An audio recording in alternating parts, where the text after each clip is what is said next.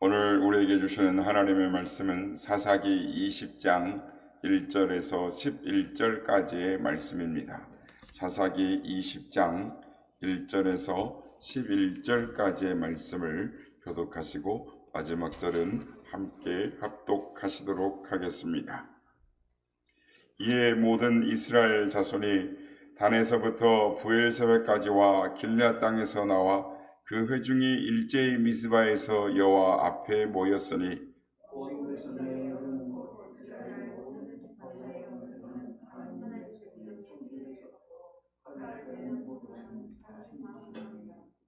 이스라엘 자손이 미스바에 올라간 것을 베냐민 자손이 들었더라. 이스라엘 자손이 이르되 이 악한 일을 어떻게 일어났는지 우리에게 말하라 하니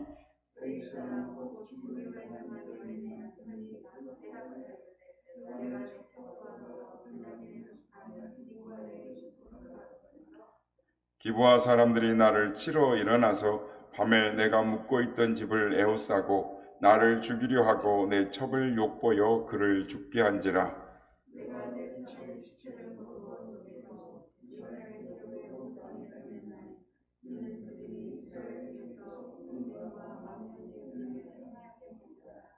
이스라엘 자손들아 너희가 다 여기 있은즉 너희의 의견과 방책을 낼지니라 하니라.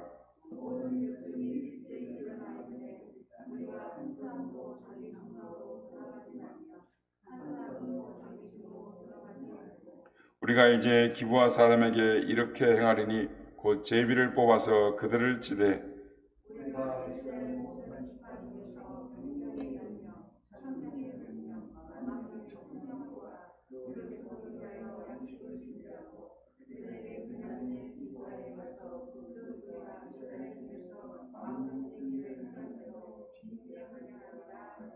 다 함께 읽겠습니다.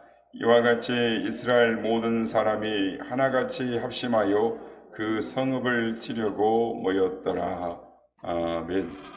할렐루야.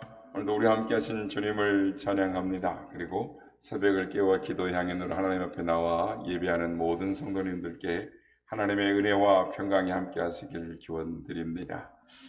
오늘 본문의 내용은 이스라엘과 베냐민 지파 간의 이 전쟁이 시작되는 것을 말을 하고 있습니다. 이스라엘과 베냐민 지파 간의 전쟁이 일어나게 된 이유는 레인의 첩이 기브아의 이 불량배들에 의해서 죽게 되자 그 시체를 집으로 가져가서 오늘날도 참 사실은 그런 일은 이 인간으로서 하기가 참 힘든 일인데 토막을 12토막을 내서 이스라엘 사방 12지파에게 이걸 보냈기 때문입니다. 오늘 시간에는 이 레인의 행동에 대한 이스라엘의 반응과 그리고 이스라엘 각 지파에게 자기 자신이 당한 일을 이야기하는 말하는 이 레인을 통해서 우리가 우리 주위에 일어나는 이 사건들 또 우리 주위에 사는 이웃들에 대하여 우리는 어떤 마음 자세를 가지고 살아가고 있는가를 살펴봄으로 말미암아 우리가 주님의 말씀 가운데 어떻게 살아야 하는지 깨닫는 시간이 되기를 소망합니다. 오늘 본문 3절을 보면은 이스라엘 자손이 자기들에게 토막난 시체를 보낸 레인에게 이런 일이 어떻게 일어나게 되었는지를 말하라 라고 말을 합니다. 그래서 레인이 자신이 기브아 성읍에서 당한 일을 말하게 되는데 그가 이 말하게 하는 내용을 보면 오늘 보면 4절 5절에 보면 레이 사람 곧 죽임을 당한 여인의 남편이 대답하여 이르되 내가 내 첩으로 더불어 베냐민에 속한 기브아에 유숙하러 갔더니 기브아 사람들이 나를 치러 일어나서 밤에 내가 묵고 있던 집을 에워싸고 나를 죽이려 하고 내 첩을 욕보해서 죽게 했다라는 것입니다. 오늘 본문에서 우리가 생각해 볼 것은 자신이 당한 일을 고하는 레인의 말을 처리하는 이스라엘 백성들, 즉 이스라엘 자손들의 그들의 행동의 내용입니다. 먼저 레인이 자신이 당한 일을 고하는 그 말에 대해서 한번 생각을 해보겠습니다. 4절 5절에서 나오는 레인의 말을 보면 이스라엘 자손들로 하여금 이 베냐민 지파에 대하여 분노하도록, 그들을 향하여 이 분노하도록 그 유발하도록 분노가 일어나도록 이렇게 유발하고 있고 애를 쓰고 있는, 노력을 하고 있는 이 레인을 볼 수가 있습니다. 그러니까 사실 레인은 이 베냐민 지파의 사람들에게 악한 감정을 가질 필요가 없습니다. 그는 베냐민 지파 사람들 전체에게 당한 것이 아니라 베냐민 지파에 속한 기브아 성읍의 불량배 몇 명에 의해서 당한 것입니다. 그런데 레인은 이 성읍의 불량배들이라 말하지 않고 베냐민에 속한 기브아에라고 말하면서 마치 자신이 당한 것이 베냐민 지파 전체에 의해서 당한 것처럼 이 말을 과장해서 이야기를 하고 있는 것입니다. 그래서 이거는 5절에 보면은 기브아 사람들이 나를 치러 일어나서라고 말하는 것을 보면 알 수가 있습니다. 분명히 기브아 사람들이 이 레인을 치려고 했던 일은 없었습니다. 그런데도 불구하고 레인들이 자신에게, 베냐민 사람들이 레인에게 해를 입힌 것처럼, 즉 성읍 불량배들에게서 성읍 사람들로 이렇게 이만한 데서 이렇게 확장시켜서 부풀려서 이렇게 말을 전체로 확산시키고 있는 겁니다. 그래서 레인은 이 나를 죽이려고 내가 묵고 있는 집을 에워쌌다라고 말을 하지만, 사실은 성읍의 불량배들은 레인을 죽이겠다고 한 적이 없습니다. 그와 함께 관계하겠다, 즉 소돔이 동성애를 하겠다라고 한 거였지 죽이겠다고 말한 적이 없습니다. 뿐만 아니라 레인의 집 역시 따져보면은 레인 자신이 살겠다고 첩을 대신 내보내서 죽은 겁니다. 그러니까 레인 첩이 이 윤관을 당하고, 그래서 아침에 죽을 때까지 레인은 뭐였냐면 그 여인을 지키려고 해서 싸운 것이 아니고 자기는 그냥 잤습니다, 집안에. 그런 불임에도 불구하고 레인은 베냐민 지파에 거하는, 즉 기브아에 거하는 베냐민 사람들이 다 와서 자신의 첩을 죽이고 자신마저 죽이려고 했다라는 식으로 말을 함으로 인해서 이스라엘 자손들로 하여금 베냐민 지파 사람들을 향하여 이 악한 감정, 분노가 일어나도록 부추기고 있는 것입니다. 결국 자신이 당한 일을 극도로 부풀려서 말하고 있다라는 것입니다. 이 레인의 말을 생각해 볼 때 레인의 마음에는 의라든지 공의를 하겠다는 것이 아니라 오직 자기가 당한 일에 대해서 복수하고자 하는 것밖에는 없습니다. 다시 말해서 그가 일어나는 모든 일들 가운데 하나님이 개입하시고 하나님이 역사하셔서 자신에게 일어난 일들이라는 것들을, 그런 사실들을 염두에 두지 않고, 이 지난 시간에도 살펴봤듯이, 우리가 어제도 살펴봤듯이, 이 레이는 하나님의 말씀을 자기 마음속에 두고 말씀을 세워가는 사람으로서가 아니라 자신의 유익과 기쁨을 어떻게든지 유지하려고 했던 사람, 그러니까 이 사람은 전혀 하나님의 말씀을 마음에 두고 사는 사람이 아니었습니다. 여러분, 만약 레인이 마음에 하나님의 말씀을 두고 사는 사람이었다면 자신이 당한, 즉 기브아에 당한 일에 대하여 어떤 태도를 취하였을까요? 첩은 하나님의 말씀대로 행함했기 때문에 당연히 죽어 마땅해야 했습니다. 죽어야 했습니다. 그렇다면 첩이 죽게 된 거에서, 자기는 첩을 살리려고 했지만 첩이 죽게 된 거에 대해서 이를 생각해 본다면, 하나님께서 내 삶 가운데 이렇게 역사하시고 계시는구나, 하나님의 뜻은 이것이구나 라고 말씀을 생각하고 살아야 했음을 우리는 깨닫게 되고 발견할 수 있는 것입니다. 그 자신의 죄악을 돌이켜 볼 수 있는 것입니다. 그런데 레이는 전혀 하나님을 생각하지 않습니다. 결국 남는 것은 자기 자신이 당한 일에 대한 악한 감정과 분노뿐이었다라는 것입니다. 이 악한 감정이 성읍의 불량배들에게만 머무는 것이 아니라 기브아 성읍 베냐민 사람들 전체로 확산되게 한 것입니다. 이것이 바로 하나님을 생각하지 않고 자기 마음으로 살아가는, 자기 마음이 중심이 되고 자기가 주인 되어진 삶을 살아가는 사람들의 마음이다, 인간의 속성이다라고 말할 수 있습니다. 레위는 자신이 잘못한 것을 생각하지 않습니다. 다만 자신이 당한 일에만 생각하고 있는 것, 자신이 당한 일에 하나님께서 개입되셨다는 것, 하나님이 일하셨다는 것은 전혀 염두에 두지 않고 복수하겠다, 갚아주겠다, 자기 안에 있는 것만, 그 분노만, 그 자신의 아내가 죽었다는 것도 염두에 있지 않습니다. 자기가 당했다는 것만 이 분노가 가득했던 것입니다. 근데 여러분, 우리는 이 레인을 비교해 보면서 우리 자신은 어떻게 살아가고 있습니까? 우리에게 일어나는 모든 일들 가운데에 하나님이 이 일을 개입하신 일인가 라고 생각하면서 행동을 합니까? 아니면 단지 우리들의 감정만을 가지고 행동을 하고 있습니다. 아마 대개의 경우 하나님이 하신 일을 생각하기보다는 우리가 당한 일, 우리의 감정이 앞서게 되는 것입니다. 그리고 그 감정에 의해서 그 일을 부풀려서 말을 하게 되고 없는 일을 있는 것처럼 꾸며대기도 한다라는 것입니다. 성도 여러분, 우리 그리스도인은 항상 말씀이 앞서야 하는 것입니다. 말씀에 의해서 행동해야 하고 말씀에 의해서 자기 자신의 문제와 허물을 들어보아야, 살펴보아야 하는 것입니다. 하나님을 기준으로 살아가는 것이 성도이기 때문에 하나님의 말씀의 기준이 돼서 하나님께서 왜 이렇게 말씀하시는가, 자기 자신을 다스리시는가, 자신이 먼저 말씀에 의해 다스려지고 자기의 허물이 발견되어질 때 하나님과 함께하는 삶을 산다라고 할 수 있는 것입니다. 성도 여러분,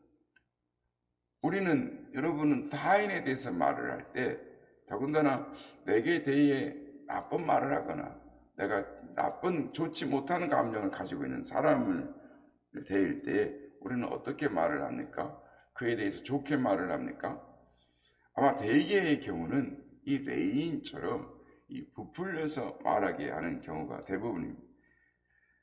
자신만 그 사람에 대해서 나쁘게 생각하는 것이 아니라 자신이 알고 있는 모든 사람들이 그 사람에 대해서 나쁘게 생각하도록 싫어해 주기를 바라는 마음으로 말을 하는 경우가 참 많다라는 것입니다.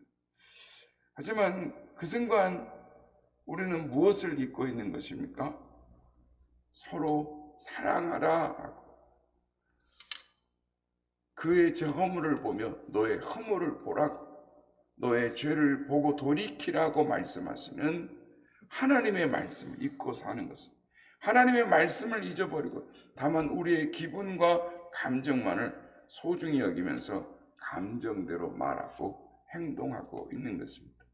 그러므로 우리의 자신은 그렇게 살고 있지 않는지, 또 우리 주변에 일어나는 일들을 보면서 우리는 깨달아야 할 것입니다. 두 번째로 살펴볼 것은 레인의 말을 들은 이스라엘 사람들의 반응입니다. 8절에 보면 모든 백성이 일제히 일어나 이르되 우리가 한 사람도 자기 장막으로 돌아가지 말며 한 사람도 자기 집으로 돌아가지 말자라고, 들어가지 말고라고 합니다. 악한 행위를 한 이 베냐민 지파를 심판하기 전까지는 결단코 자기 장막으로 돌아가지 않겠다라는 결연한 의지를 보여주고 있습니다. 이런 일들을 통해서 악한 일들을 통하여 악한 결정을 하게 되고 또 악한 결정을 덮기 위하여 악한 행위를 말미암아 자신의 악한 허물들을 또 덮어가는 악순환의 연속 반복되는 것들을 우리가 다 읽지는 않았지만 오늘 보면 사사기 20장에서 쭉 나오게 되는 것입니다. 이것을 보면 이스라엘은 마치 죄에 대해서 참지를 못하고 분노하는, 공의를 위해서 분노하는 사람들처럼 보여집니다. 하지만 과연 이스라엘 행동이 죄를 용납하지 않겠다라는 그들의 결연한 의지를 보여주고 있는가 생각해 볼 때 우리는 그게 아니다라는 것을, 10절에 보면은 이스라엘은 망령된 일을 행한 대로 베냐민 사람을 징계하겠다라고 나섭니다. 그러니까 기브아 사람들의 속에 있는 그들을 징계하겠다고 나선 것이 아니라 이 기브아 사람들뿐만 아니라 베냐민 지파 사람들까지 그렇게 하겠다고, 그러니까 레인의 말을 듣고 그런 행동을 하는 것입니다. 그래서 어떻게 하냐면 베냐민 지파를 다 징배하지 않으면 돌아가지 않겠다. 베냐민 지파의 사람들에게 우리의 딸을 주지 않겠다. 이렇게 말을 합니다.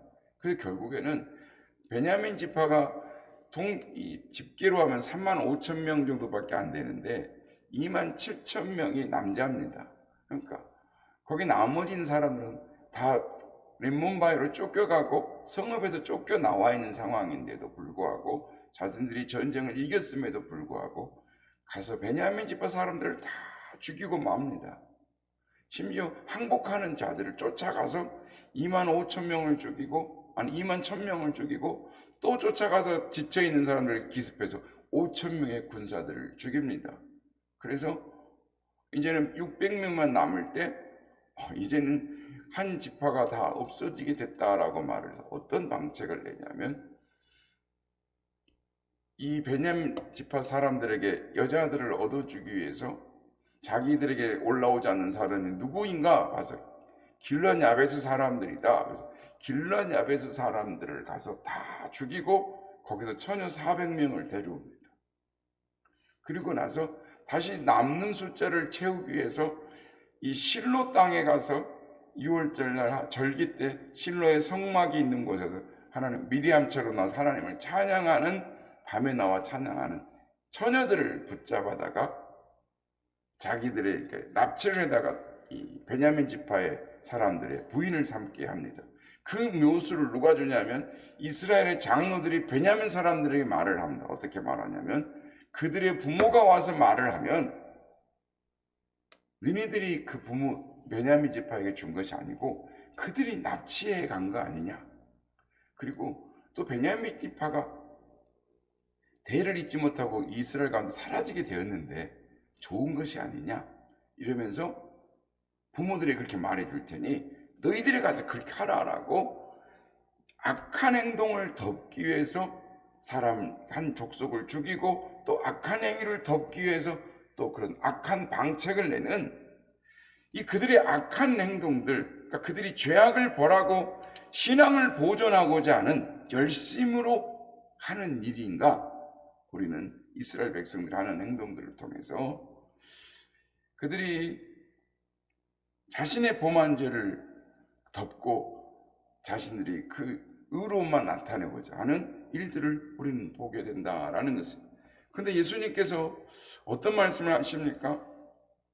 비판하지 말라라고 말씀합니다.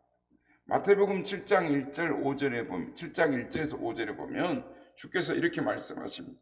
비판을 받지 아니하려거든 비판하지 말라. 너희가 비판하는 그 비판으로 너희가 비판을 받을 것이요 너희가 헤아리는 그 헤아림으로 너희가 헤아림을 받을 것이니라. 어찌하여 형제의 눈 속에 있는 티는 보고 내 눈 속에 있는 들보는 깨닫지 못하느냐. 보라, 내 눈 속에 들보가 있는데 어찌하여 형제에게 말하기를 나로 내 눈 속에 있는 티를 빼라 하겠느냐. 외식하는 자여, 먼저 내 눈 속에 있는 들보를 빼어라. 그 후에야 밝히 보고 형제의 눈 속에 있는 티를 빼리라 라고 말씀합니다.